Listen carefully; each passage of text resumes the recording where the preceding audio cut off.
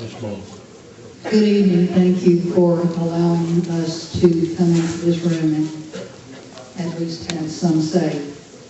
I'm Martha Estes. I'm a property owner in this county, and I would like to say at this point that there are a lot of people in this room who are among an endangered species. That would be private property owners in the state of Texas.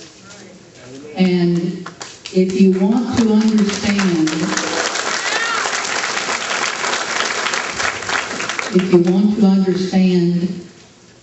about the eminent domain realities in Texas today, an eminent domain lawyer who works at the Real Estate Center at Texas A&M, whose name is Judon Fambro, wrote an easy-to-understand version so that everybody in this room could understand it.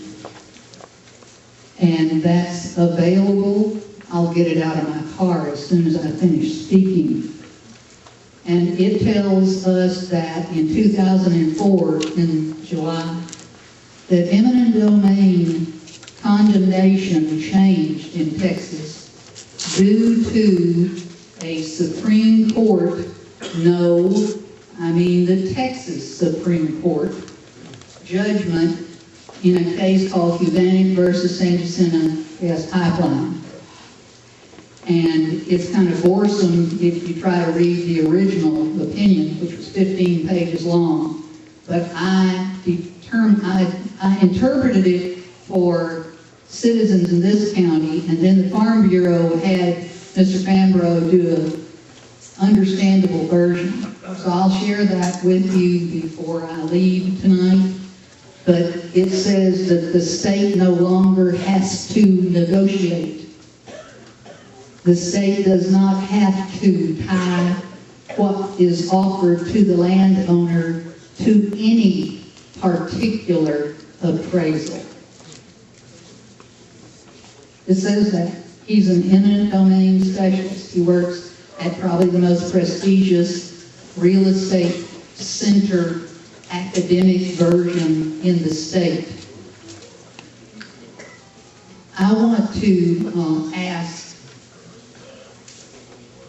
the call has gone out from TXDOT for the two different consortiums to come up with their next version of the design, and that, according to Keep Texas Moving, is due on March the 5th.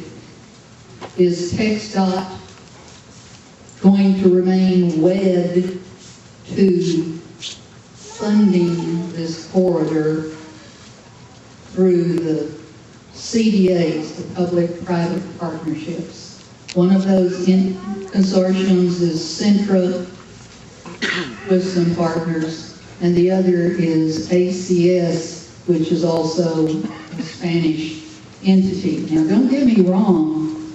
I think any of those public-private partners should never be allowed to get hold of our public transportation infrastructure in this state. I don't care if they're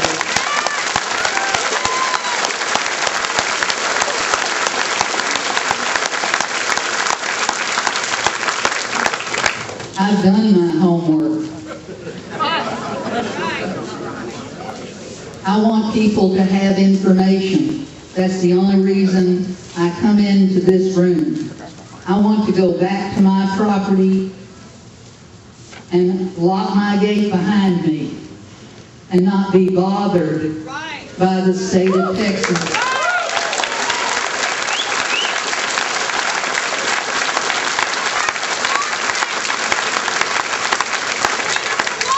And yes, I'm using your megaphone because it was our $9 million that helped to put on this campaign to convince us.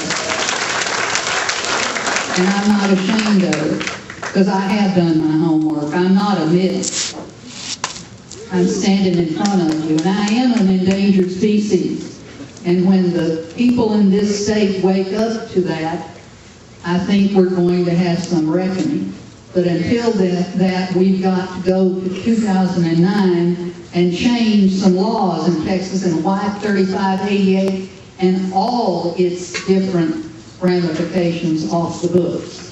Is TXDOT still willing to public-private partnership as a way to go forward?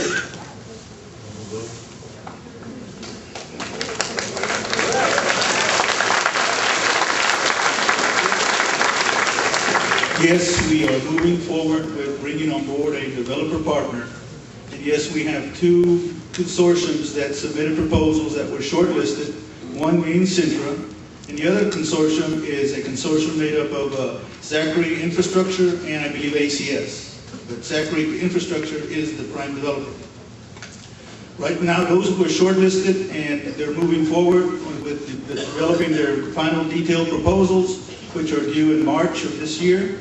At that point, we will receive them, evaluate them, and take before our commission the one that we consider the best value for the commission to then take action on selecting and approving a developer to move forward with the I-69 TTC project. John Capone.